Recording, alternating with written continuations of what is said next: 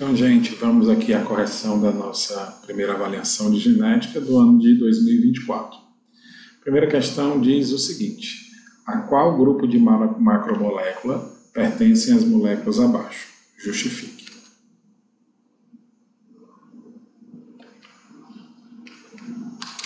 Vamos ver aqui a primeira.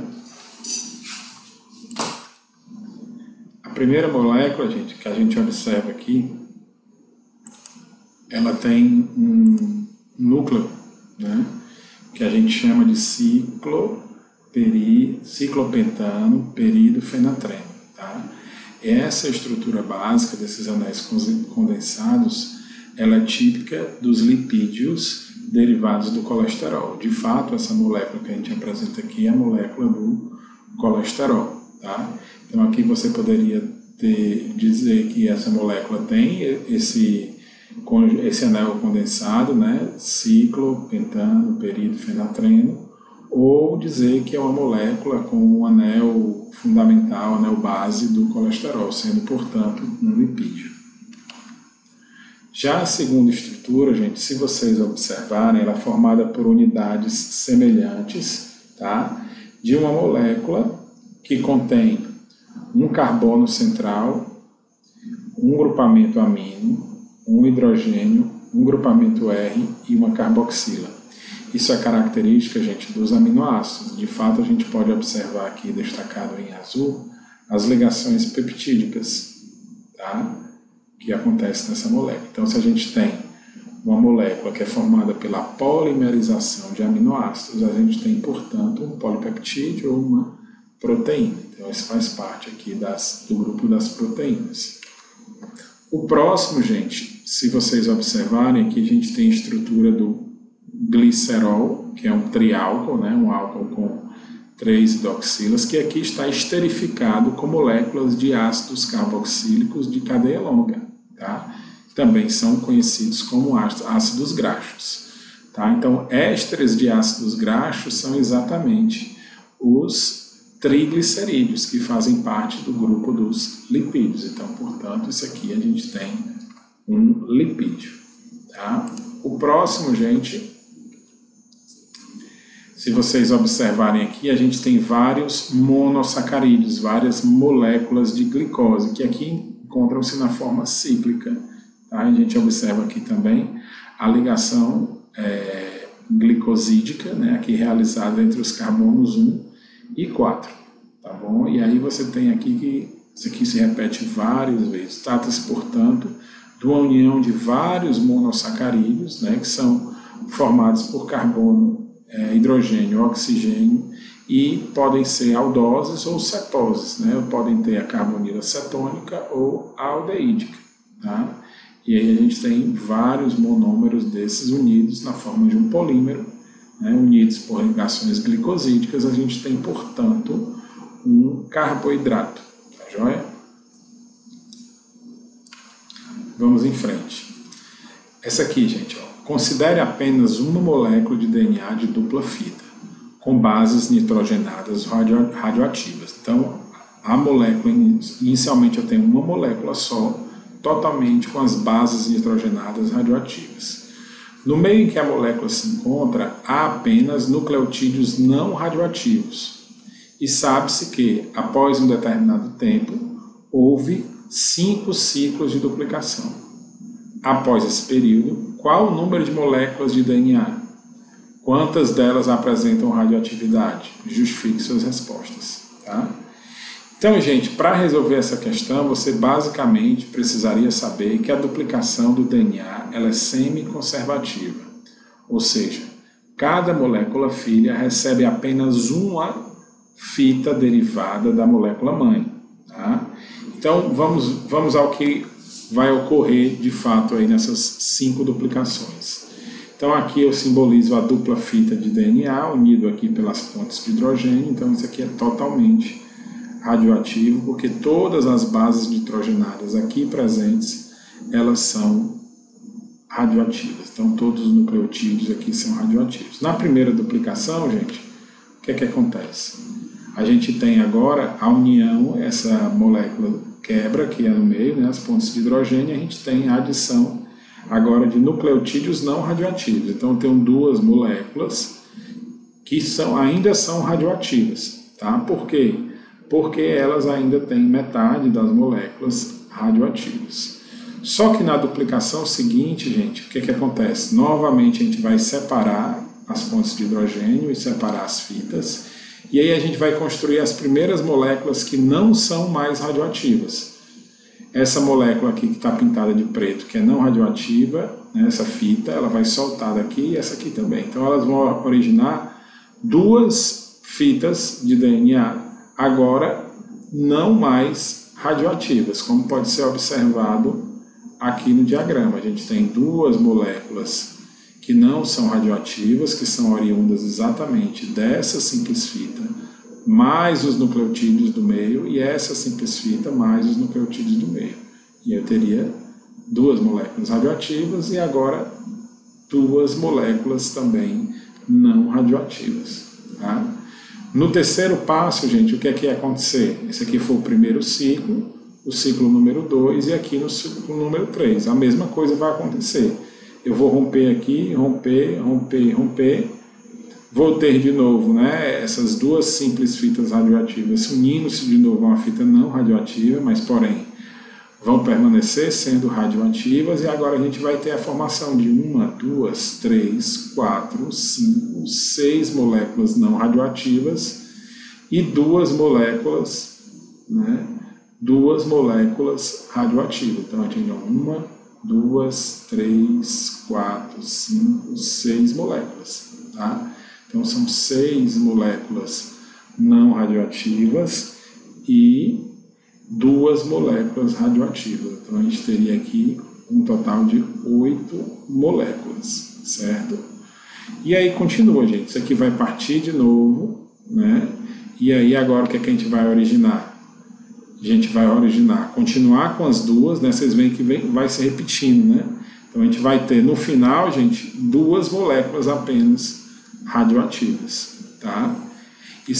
E aí aqui nesse passo 4, né? Primeira duplicação, segunda, terceira, quarta, 14 moléculas não radioativas e duas moléculas radioativas, dando um total de 16 moléculas. E a última duplicação, a gente tinha, portanto, a geração de 30 moléculas não radioativas e duas moléculas não radioativas, totalizando 32 moléculas. Tá? A gente não podia não precisar ficar partindo essas moléculas para descobrir quantas moléculas a gente vai ter lá no final. De fato, a gente sabe que a duplicação ela obedece uma PG, né? Então aqui é uma PG de razão 2. Então se aqui eu tenho 2, ou equação exponencial, né? Aqui eu tenho 2 elevado a 0, que é uma molécula. Na primeira duplicação eu vou ter duas moléculas, 2 a primeira, 2 a segunda, 2 a terceira, 2 a quarta e 2 a quinta. Então qual seria a resposta? Seria exatamente, a gente vai ter 2 elevado a 5 moléculas, que dá 2 vezes 2, 4, vezes 2, 8, 1 vezes 2, 16, 16 vezes 2, 32 moléculas, sendo 30 delas não radioativas e 2 delas radioativas. Está aí a resposta da questão, e aí de onde vem o raciocínio mostrando por que a gente tem essa quantidade de moléculas no final. Vamos para frente. Terceira questão diz assim: considere a estrutura esquemática de uma molécula de DNA de dupla fita e indique o que representam as letras A, C, E, F e G. A letra A é um grupamento fosfato, né? A letra C, uma base nitrogenada. A letra E também é uma base nitrogenada. A letra F é exatamente uma ligação fosfodiéster, né, que une os nucleotídeos, e a letra G é uma pentose. Tá? Então, terminando aí essa questão. Tá bom? Cite e explique duas funções de DNA não codificante, o que erroneamente era denominado de DNA lixo, após o sequenciamento do genoma humano. Então, existem regiões no DNA que a gente sabe que são não codificantes, ou seja, elas não dão origem a RNA mensageiros, tá? Pelo menos os que vão gerar aí proteínas. Tá? Então, hoje se sabe que essas regiões têm várias funções. Aí eu coloquei aqui algumas delas. Tá? Elas são regiões estabilizadoras do genoma, né? Porque já foi descoberto que se você unir apenas os fragmentos que dão origem às proteínas, o genoma fica bastante instável, né? Muito suscetível a sofrer quebras, tá? E perdas de materiais genéticos.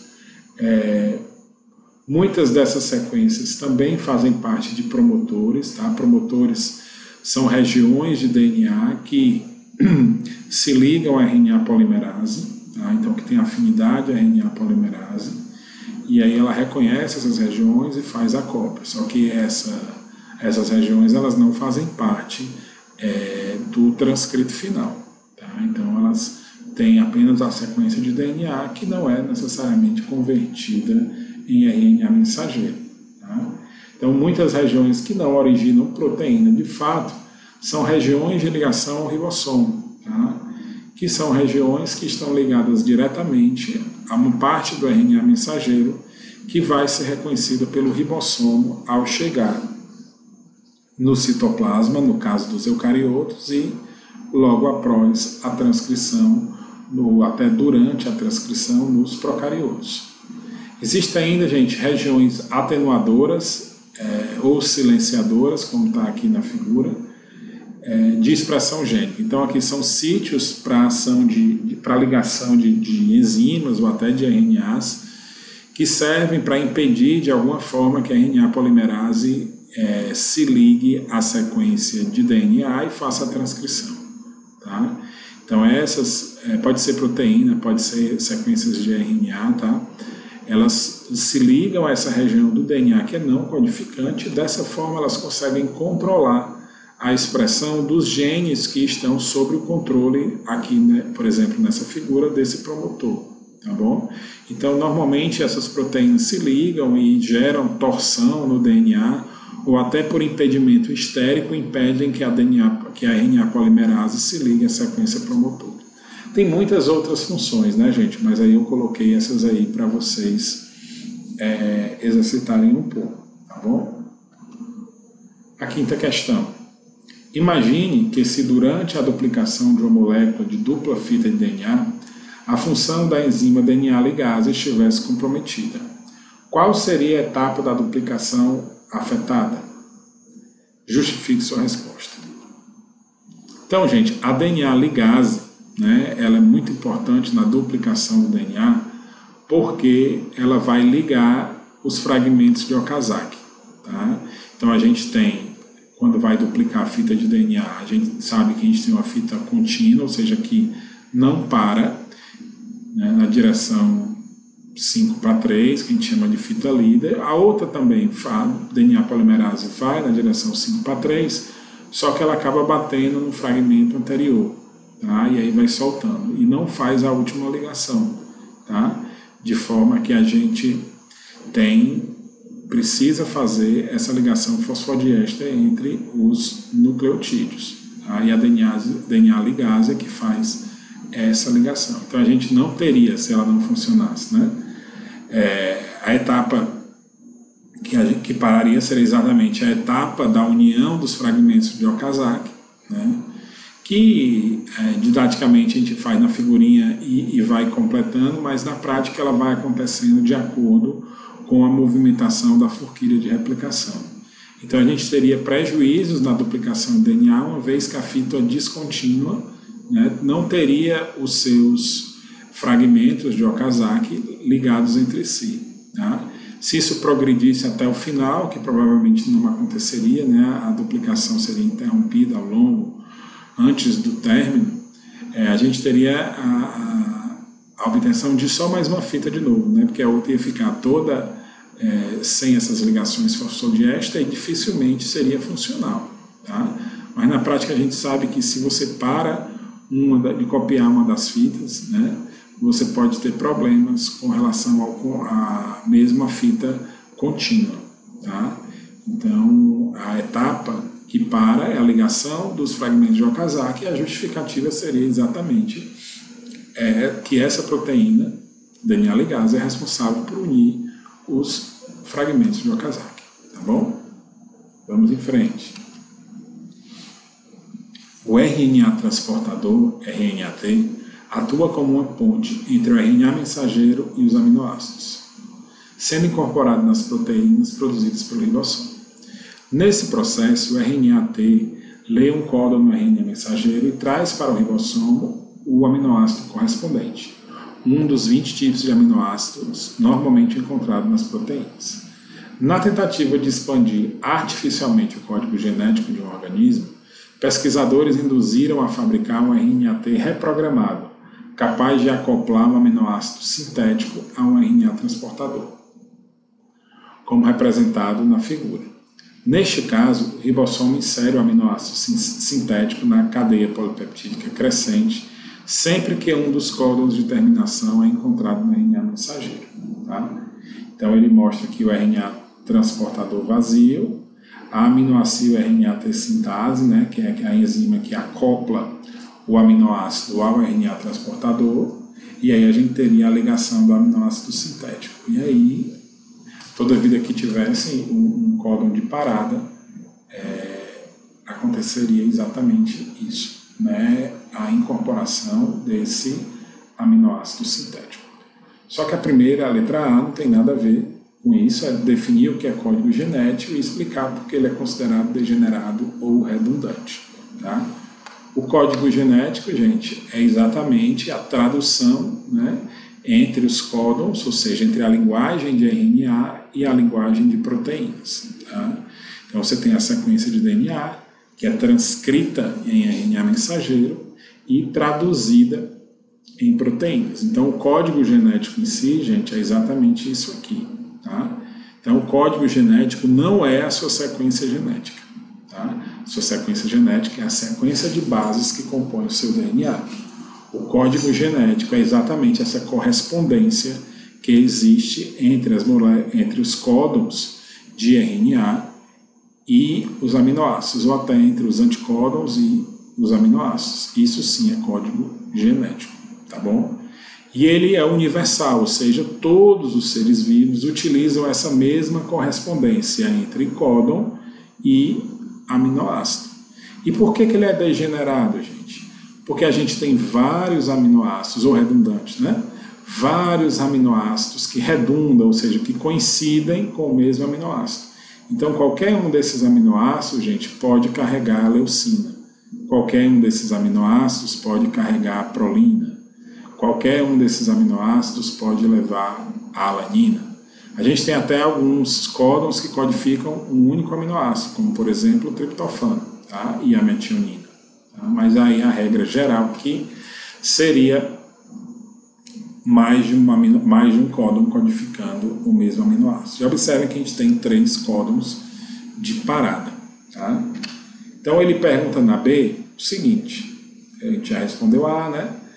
Ao expandirem o código genético da forma apresentada, o que os pesquisadores estão permitindo que aconteça com as proteínas? Olha, toda vida que você tiver um códon de parada, você coloca um aminoácido sintético, ou seja, aquilo não vai parar, ou seja, você vai continuar construindo e vai fazer uma proteína maior, tá? Por quê? Porque onde era para parar, onde tinha um códon de parada, você colocou um outro aminoácido. Aí o que é que vai acontecer? Na hora que chegar lá no ribossomo, na hora de traduzir, ele vai entender que é para ele botar um aminoácido sintético e continuar nos próximos 3 nos próximos 3 nucleotídeos ou no próximo códon, e aí incorporar outro aminoácido e assim sucessivamente. Tá? Então vai produzir proteínas maiores. Tá? Por quê? Porque vai continuar. Né? Vai continuar até achar um códon de parada ou um terminador traducional. Tá? E aí, considerando o código genético universal e as informações apresentadas, por que a técnica pode se limitar à incorporação de até 3 diferentes aminoácidos sintéticos simultaneamente? é uma forma diferente de perguntar quantos códons de parada há no código genético. A gente acabou de ver, tem 3 códons de parada, então eu só consigo, ao mesmo tempo, fazer seres mutados, ou fazer seres incluindo essa mutação, né, de incorporação de aminoácidos sintéticos, 3 diferentes, um para esse, um para esse, um para esse. Se eu quiser repetir o experimento, botar mais algum aminoácido, tenho que fazer em outro ser vivo, ou em outras células, se for uma bactéria, né? Aí eu vou mudar e posso fazer mais 3, tá? Mas aí, por vez, né, simultaneamente, eu só posso usar 3, porque eu só tenho 3 códons possíveis de parada, tá bom? Beleza? Então vamos em frente. Então a 7ª questão diz o seguinte: Ana tem um tipo sanguíneo AB e RH negativo e está grávida pela primeira vez. O pai de seu filho, Manuel, tem um tipo sanguíneo O, também RH negativo. O heredograma abaixo traz a representação do mecanismo de transmissão das características genéticas ligado ao tipo sanguíneo dentro das famílias de Ana e Manuel. Manuel está desconfiando que o filho não seja seu. Qual ou quais tipos sanguíneos, considerando o sistema ABO e RH, confirmariam a desconfiança de Manuel? Em outras palavras, né? Quais são os tipos sanguíneos que os filhos de Ana e Manuel não poderiam ter? Tá? De cara, gente, o que vocês observam aqui? Ó? Um é AB negativo e o outro é O negativo. Isso quer dizer o quê? Isso quer dizer que, por exemplo, para o fator RH, o que a gente consegue ver? Para o fator RH, a gente tem o seguinte: os dois são RHs negativos, tá? Se eles são RH negativo, gente, eles não poderiam de maneira alguma gerar um filho RH positivo, tá? Por quê? Porque o sistema RH, né, ele é homozigoto recessivo quando a gente tem o fator RH negativo. Então, qualquer um filho que nascesse com RH positivo, ele não era compatível com esse casal, tá? Não era compatível com esse casal. Outro que não era compatível, gente, era se o filho nascesse com sangue do tipo O, tá? Então não pode nascer nenhum tipo sanguíneo com RH positivo. Não pode nascer, gente, ninguém com o grupo O. Por quê? Porque o grupo O, gente, no sistema BO é o duplo recessivo, Izinho, tá? Então, eu não tenho o Izinho lá na Ana. Na Ana eu tenho IA e B, tá? Então ele não poderia ser filho caso ele fosse do grupo O, tá? Na verdade, o grupo O aqui seria impossível qualquer que seja o pai, né? Que mais, gente? O filho também não poderia ser do tipo AB, tá? Por quê? Porque o Manuel só tem Izinho, tá? E a Ana ou dá o IA ou dá o IB. Se a Ana der o IA, eu vou ter um menino do sangue do tipo A, negativo. Se ela der o B, eu vou ter sangue do tipo B. Em resumo, esse casal, ele só gera pessoas do grupo A e do grupo B, tá? Não tem outra possibilidade, tá? Do grupo A negativo ou B negativo, tá? Qualquer coisa diferente de A negativo e B negativo implica em um sangue não compatível com o casal, tá bom? É isso. Passando para a questão seguinte, considere um casal heterozigoto para o albinismo. Considere um casal heterozigoto para o albinismo teve 4 filhos. Qual a probabilidade dos filhos serem homozigotos? Então, observe essa questão.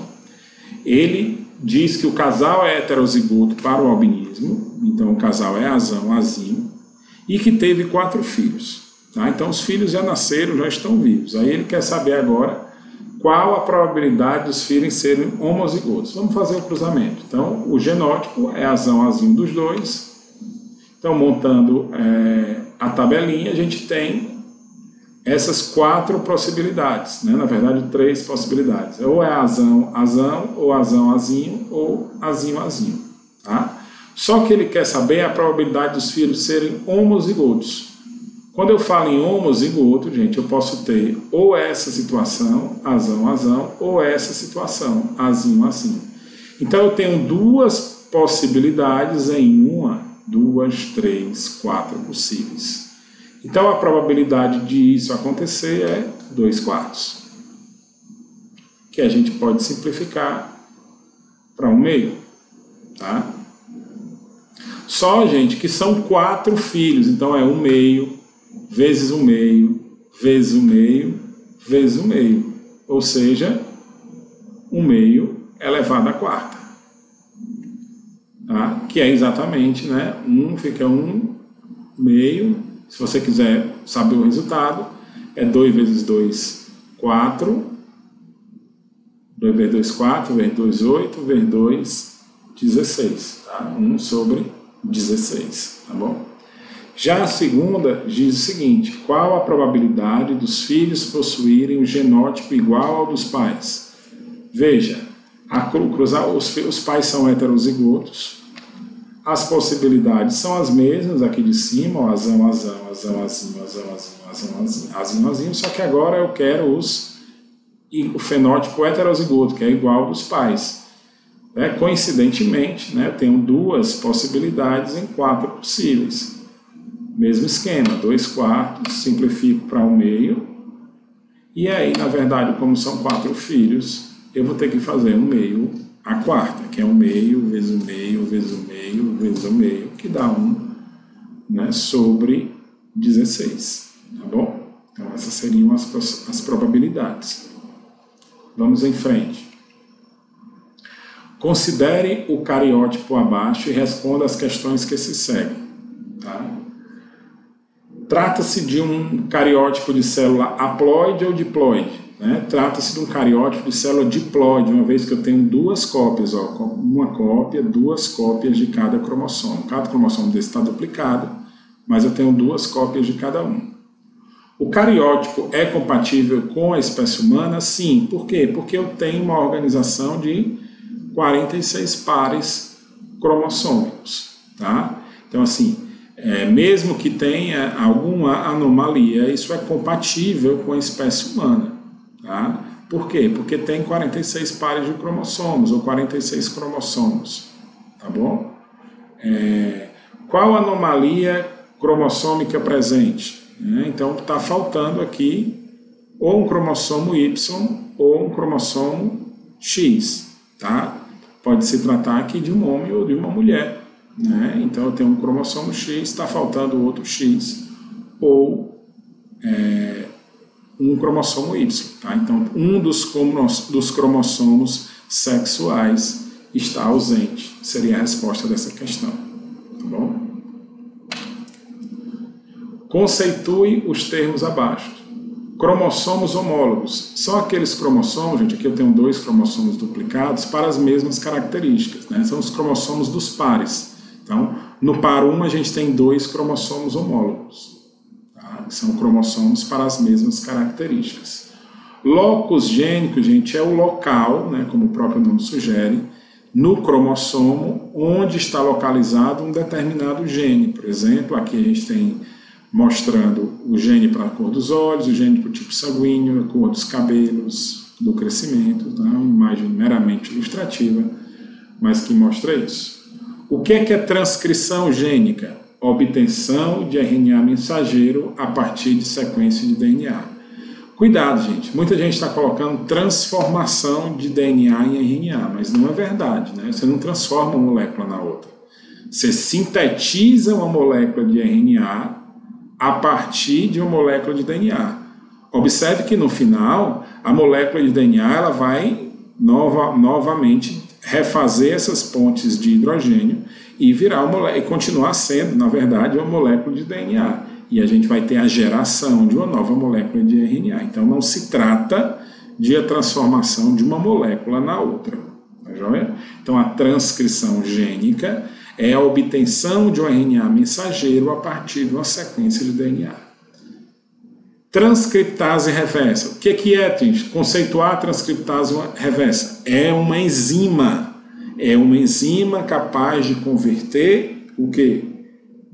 RNA mensageiro ou RNA de forma geral. Aqui eu coloquei, ó, RNA de forma geral em DNA complementar. Tá? Ou que a gente costuma chamar de cDNA. Tá bom? Então é uma enzima. Não é um processo. Tá? Não é a transformação, não é a obtenção de um DNA complementar a partir de um RNA mensageiro, ou RNA de forma geral. Ela é uma enzima capaz de fazer a conversão. Tá joia, gente? Um grande abraço.